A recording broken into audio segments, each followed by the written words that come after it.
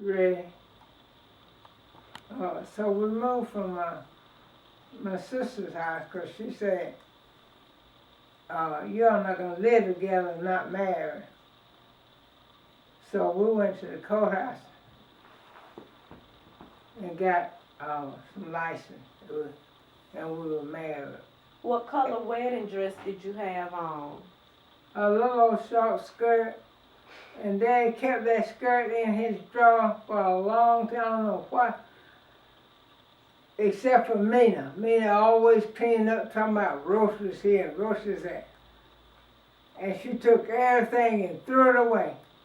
But Daddy would keep that little skirt, 'cause that's what I had on, a little short plaided skirt. He would keep it in his drawer, 'cause he said this was mother's, he called it mother, wedding outfit. It was a little short skirt. It had blue, pink, green, kind of plaid like. What did you love about him so much? 'Cause he did not drink and he did not smoke. That's the only reason you loved him? That's the only two things I looked at. Really? 'Cause I couldn't say whether there was any love or anything. But he did not smoke and he did not drink. And those are the things I was asking the Lord. I don't want a husband who smoke and drink, 'cause all they would do was do like my dad, beat up my mom, and the children wouldn't have a place. I said, I don't want anyone to smoke and drink. So Dad didn't smoke and he didn't drink. And when he cooked Mama, they said because he cooked her a good dinner, she gave me to him. That's what they said. She gave me away because Daddy cooked such a good meal for her. She did enjoy his cooking. But anyway, when we went to see her and tell her we were going to get married, we did leave Suicide and went to the courthouse and got married. Then we started living in a hotel, not at that's why we couldn't bring Tricia to Macon as a baby. Well, not a baby. She about 2 or 3 years old. But she couldn't live on Broadway. We lived on Broadway at Douglas Theater, at the top of Douglas Theater. We saved money,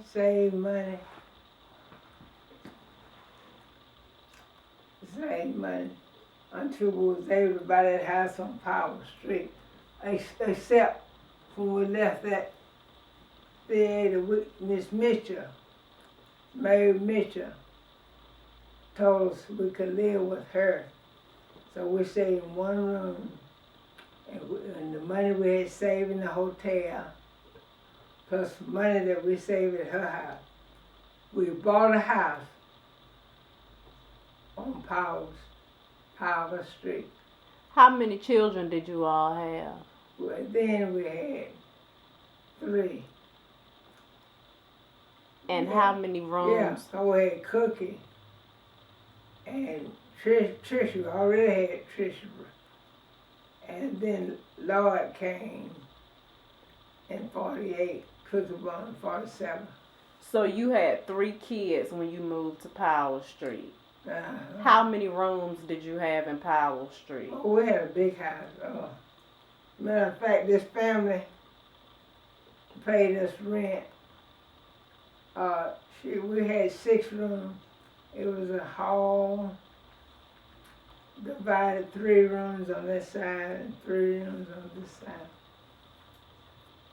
So how many kids did you all have in total? How many children we had in all? Yes. 10 children and 1 that you adopted.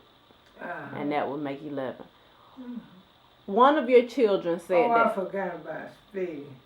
So 10 children and 1 that you adopted. Speedy, Tricia wasn't adopted. Speedy was adopted. Yeah, that's the one. I forgot because Speedy's mother she just left him when he was young with another person. So we just took Spitty in when he was 6 years old Okay. and raised him as our very own. So one of So your we were on Power Street then. one of your children said that every time she turned around, there was a child in the house. There was a baby in the Well, house. I didn't hear what you said. One of your daughters said that every time she turned around, there was a baby in the house. Uh-huh. Why were y'all having so many babies?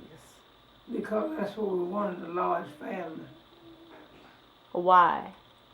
Because I was my mama had 12, and I wanted to be like my mama.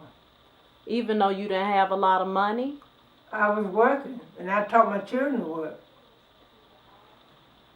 We never been a pauper. Every one of my children worked. Every one of those children up there worked. So why did you stress work to your children? Because that was the work is the essential part of making a good life. Work without play make a strong family is my philosophy. Would you describe yourself as a strict mother? No. I wouldn't describe myself as a strict man. So how would you you know that's what a lot of your children say. You were very strict. I know they're gonna say that. I So don't care what they say. Cause they feel that if I would let them do like the other their friends were doing, and do like the rest of the community, society is doing,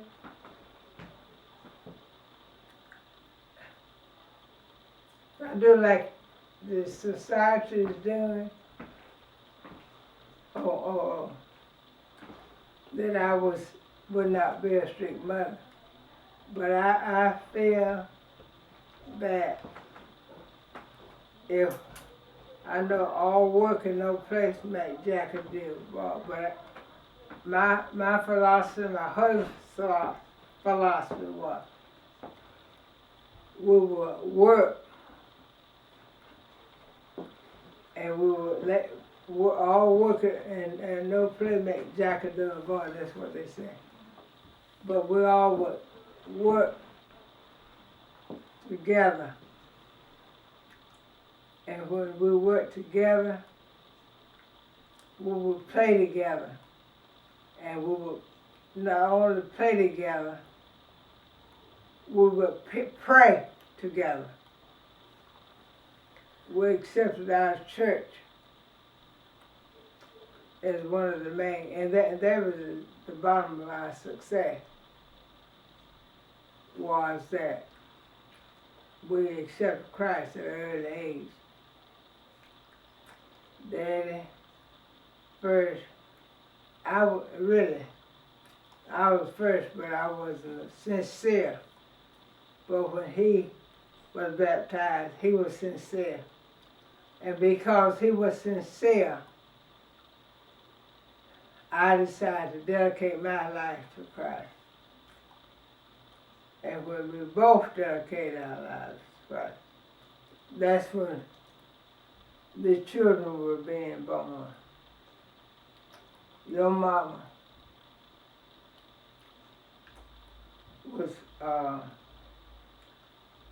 was born while I was at Miss Mary's house, and that's why she named her. She named her Cookie, because she was so small. So all of your children now, at least most of your daughters are very hard workers, probably overwork. Oh yeah. They probably overwork. Yeah. Would you say that is a result of how you raised them? You said probably. Oh, what you consider overwork? That's all they do is work. They're workaholics. What men don't work. Okay. But And the she other one, said, and that was a choice she made. Uh, when she was a principal at the school in Chattanooga, and she retired at an early age. She said, when I started being principal, that was when I made the decision that when I was going to quit. I'm not going to work all my life like my daddy did or like my mama has done. I'm going to enjoy my life. And she says that now. And then Rock retired, and he said the same thing, that we're going to enjoy our lives. We have a saving, but we're not going to work. We're going to enjoy our lives. And that's a choice. well, let me ask you this. Do you think all your daughters are leaders? Are like very strong willed women? Would you describe your daughters as very strong willed? That's what they say. Marvin said, that's what he always said. Said all my daughters are so bossy and they make all the decisions. And so they brought that up because that's what I did for Dad. And I'm not going to say I'm not. I'm going to say if I didn't and was not the way I am, I would still be out there working today and not having a penny in the bank, not having a roof on my head if I had not been, had not had this demanding personality. That's a strong statement. I'm telling you the way I am. Demanding personality. I would not be where I am today. Why do you But say that? now I'm flexible because when my daughters come, I can give them money, I can give them advice, I can give to them. And it's not going to hurt my bank account. Not going to hurt me personally. How was you being a demanding person affect your life? How did that characteristic affect your life? How did you being demanding, what did that have to do with how your life turned out? When that guy chose the other girl because of her position, her family, their lifestyle, and rejected me because of my lifestyle, my family, and me as an individual.